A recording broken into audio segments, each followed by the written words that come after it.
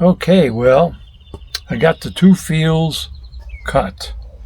The first field is an older clover field, which I don't know if I'm going to have to redo it or not, but the grasses are really kind of taking over it, so I'm going to see, but cut it back to control the grass and to give light to all that clover, and hopefully some of those plants will reseed. So I got that done out of necessity. Well, both fields. The second field I did is a really good clover field. It's frigid forage, and man, oh man, it's really lush. I did some frost seeding. Some of it took. Looks like I might have to do a little bit more. We had a very strong winter, cold, but then warmed up quick.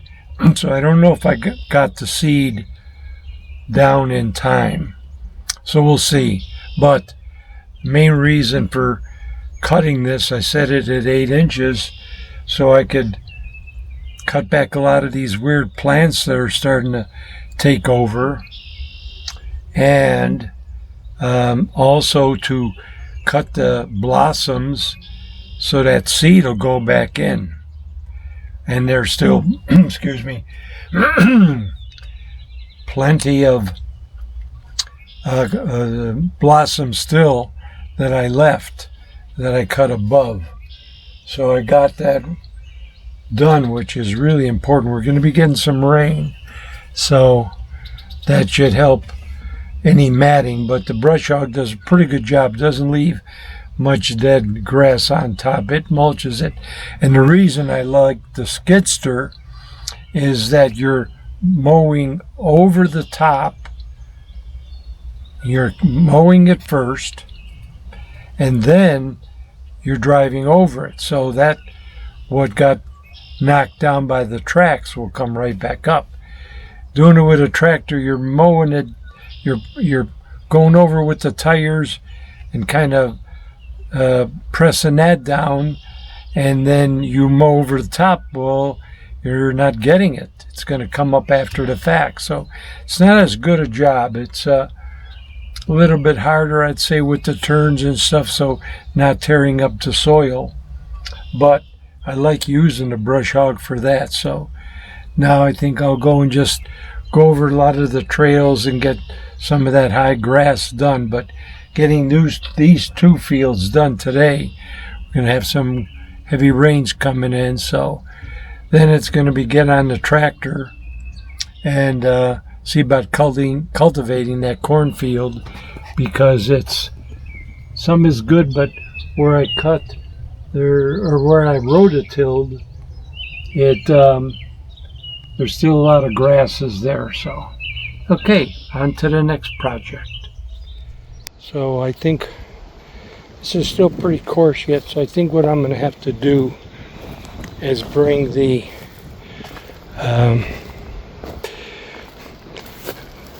rototiller and then get it ready to plant, because in here is going it's a little over an acre corn, and earlier I did the mowing,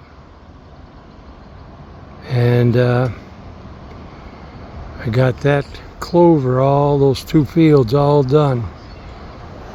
So happy how that came out. So between the two things I got a lot accomplished.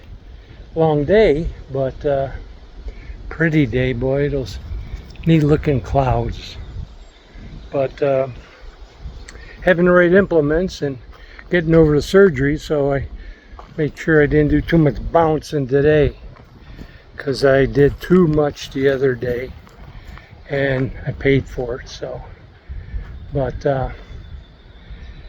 yeah, and I saw that a baby fawn, so I was careful mowing.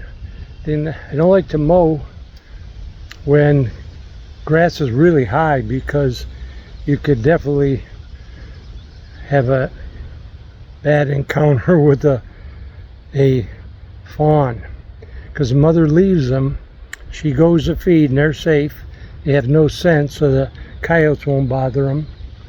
But I almost bumped into it. I never would have. I was off to the side, but I got pretty close. It jumped up and it ran off. But that was the first one I've seen, so there's a lot more. So we'll head for the barn, call it a day. This was a long day, but a lot accomplished.